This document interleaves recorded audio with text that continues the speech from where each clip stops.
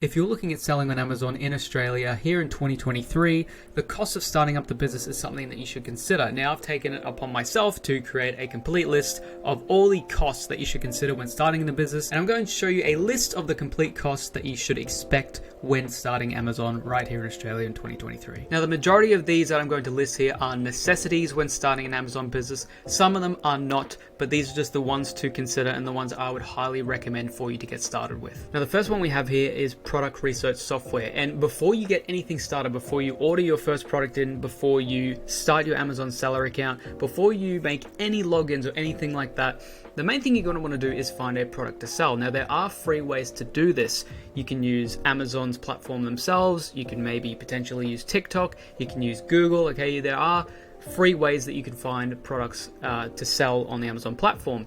But the main thing here is that you're going to need product research software to really show you the actual sales numbers, the hard data for the sales numbers, to actually know if a product is selling or not. And one of the hardest parts of starting an online e-commerce business like Amazon is trying to find a product. Now, where product research software comes into this is obviously helping you find products that are actually selling well and to really narrow down your product list till you eventually find your first product. There's no point in trying to sell a product that you don't know if it actually sells. There's no point in actually starting an Amazon FBA business without first having a product to actually sell. Now, the product research software that I've been using for the past few years is called Helium 10, and the reason that I use Helium 10, myself and my students in Ecom Educate here, majority of the students sell on the Aussie market as well. We use Helium 10 because not only does it work for the Aussie market, but it's one of the most accurate pieces of software out there. Now, I have videos on Helium 10 on how to actually use it more in depth, and if you want a complete in-depth tutorial on how to actually use it, how to find your winner products, it is in Ecom Educate, Amazon FBA course down below if you do want to learn how to use that fully in depth. But please check out Helium 10, okay, and I have videos on my channel for free as well, which you can check out. Now, usually it costs about $99 per month to use, but I do have a discount code down below, okay? I have been using Helium 10 for quite some time now, and I only use and only promote things that I use myself, and Helium 10 is pretty much the only product research software I've been using, the paid software that I've been using for product research when it comes to Amazon. Now, the next thing you're going to need to do is sign up for an Amazon seller account. Now, an Amazon seller account allows you to list products on their website, allows you to utilize their platform to actually sell your products. You can sign up on the individual plan, which I think is only around 99 cents per month. But if we're utilizing Amazon FBA, which means we're utilizing Amazon's warehouse, we're getting Amazon to ship out the product for us, directly to our customers, where we're wanting to do Amazon advertising, Amazon PPC, which we'll get into later on in this video as well for the costs of that. If you want to use all of those features, you're going to need the professional plan. Now, the professional plan here in Australia is about $50 per month, and it is a necessity in my opinion, okay? Not like product research software where it's kind of like 80 to 90% you kind of need product research. I would say with the Amazon seller account, there's a non-negotiable. You're going to 100% need that, especially the professional seller plan. So that's about $50 per month for that. And the next thing you're going to need is a barcode. And a lot of people get confused with this for how much it costs to actually buy a barcode and how many you need to buy. So let's say if you're selling one particular item, it doesn't matter how many different times you sell that item. If you want to buy 100 of the same item, you only need one barcode. You need one barcode for each different variation. So if you say you're selling a red cup and you're selling a blue cup, okay, that means you need 2 different barcodes, okay? If you're selling 5 different colors, you need 5 different barcodes. Or let's say you're selling 2 different colors, but they each have 3 different sizes. So you're selling a blue cup and a red cup, but they all have small, medium, and large. Then that means you're going to need 6 different barcodes. Even if it's a product with different items in it, but you're selling it as a complete bundle, that's still one item. So if you're selling one particular item, you only need one barcode. And a lot of people get confused with the pricing. They think that they need to spend upwards of $100. They need to get a GS1 registered barcode from GS1 Australia or whatever website is the premium barcode. Okay, I've been using a website called barcodesmania.com, and those barcodes are only $8 each. They're extremely cheap, and I've personally, myself, and any other students who've used Barcodes Mania for the past 5 or so years have never had any problems with it. So you don't have to spend $70 to $100 or even more on a singular barcode. Just spend about $8 from Barcodes Australia. Okay, it's the cheapest one that I've found, and it's the one that works fine for me. Whether you're selling in the US, I've used it when selling in the US and Australia. I've had students that are selling in the UK as well. They use barcodes, mania barcodes as well, and it's worked completely fine for them. Now the next one is a logo, and this is not a necessity to actually purchase. So when you're creating a logo for, say, your brand, or a logo to put on your product or your packaging, there's a couple of ways you can do this. If you're cheap like me, I use something like Canva, which is free, so you can use Canva to create a really easy logo. Logos don't need to be some professionally done thing. Okay, it's just when you're branding a product, which I always recommend doing, you can use Canva for free. But if you really don't know anything about Canva, you don't want to learn how to do it, or you are really not tech savvy at all, you can go to a place like Fiverr and you can pay for a logo, or pay for someone to do a logo for you, usually around 40 or 50 bucks. Before you actually order your product, let's say you found a product and you want to bulk order your first shipment, the first thing you're going to need to do before that is actually check the quality of your product, and that is by ordering a product sample. Now, this isn't really a necessity, but I would always highly recommend getting a product sample, and product samples are always more expensive. So let's just say if your product costs maybe $8, maybe $10 per unit to buy, a product sample is going to be like $50 to $75. Okay, so that is just something that all suppliers do.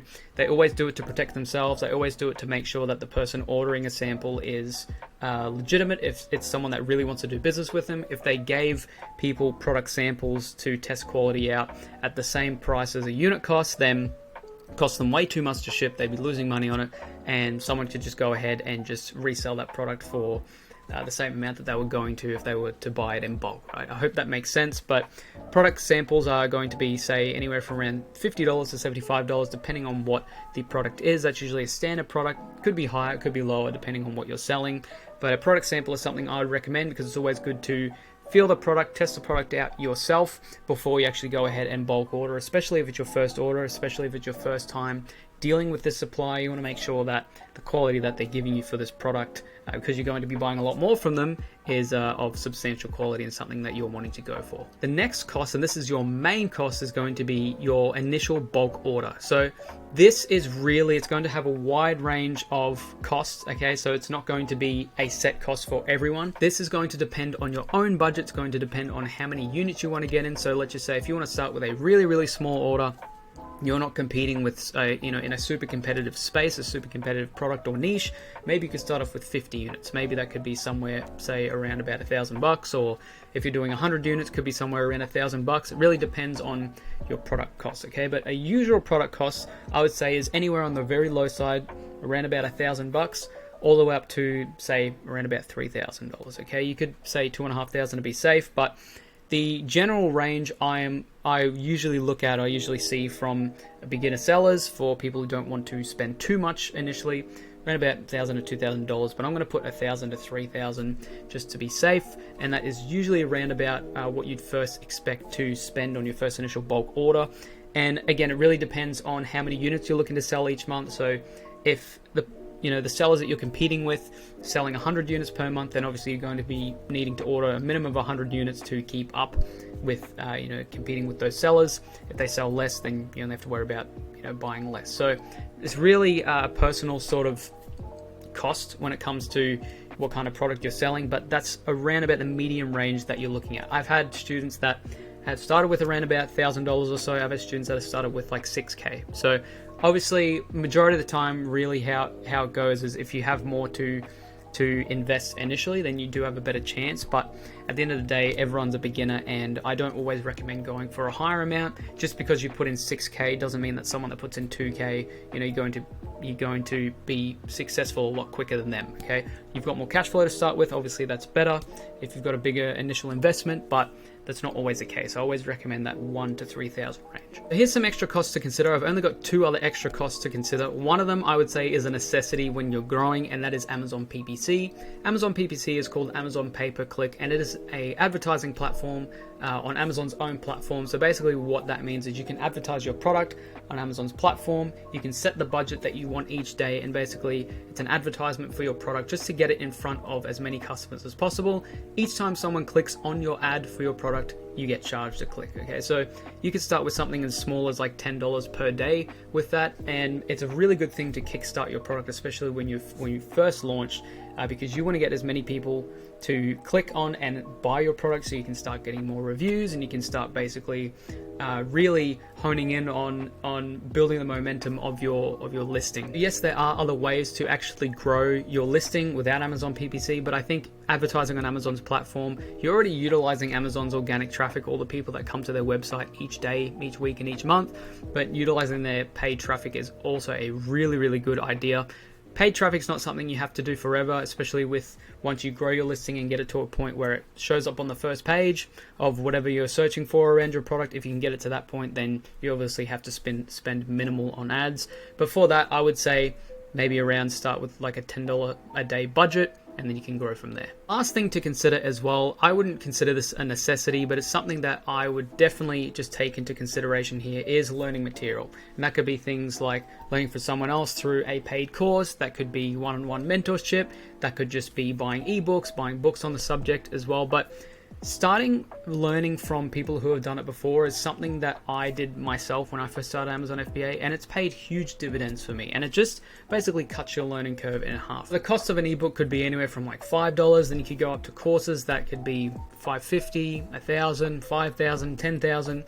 Really depends on how much you're looking to spend and really who you want to learn from. Before I end this video, I am obviously going to have to plug my own Amazon FBA course, Ecom Educate. I founded it back in mid-2018, so I've been refining and really just putting my all into building this education platform for about 5.5 years now, and it is built for Aussies.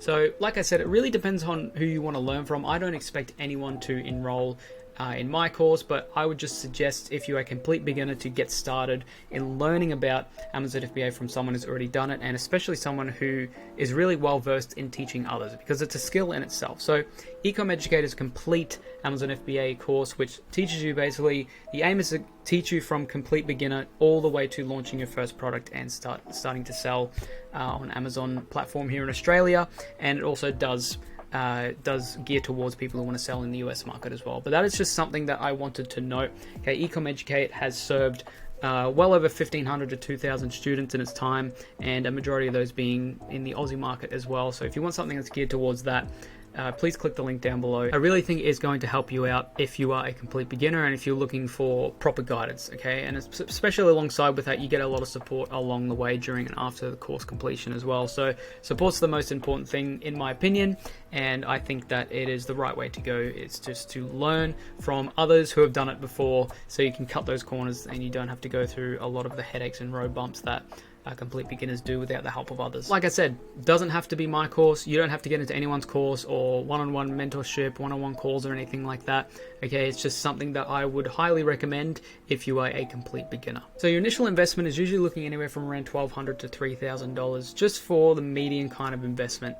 That's something that I would recommend to just put aside for this Amazon FBA business to really kickstart you, to give you the best opportunity possible. But that is pretty much it for this video. I hope it really sort of narrowed down your expectations for the cost of Amazon FBA. And if you do want to learn more about Amazon FBA, I have a bunch of videos on my channel, especially for those of you who want to sell here in Australia, or who, you know, if you're an Aussie who's looking to sell on Amazon, either here in Australia and other markets, but you're looking for guidance from another Aussie, then please check out the other videos on my channel. Apart from that, please click the links down below for all the stuff that I'd mentioned here.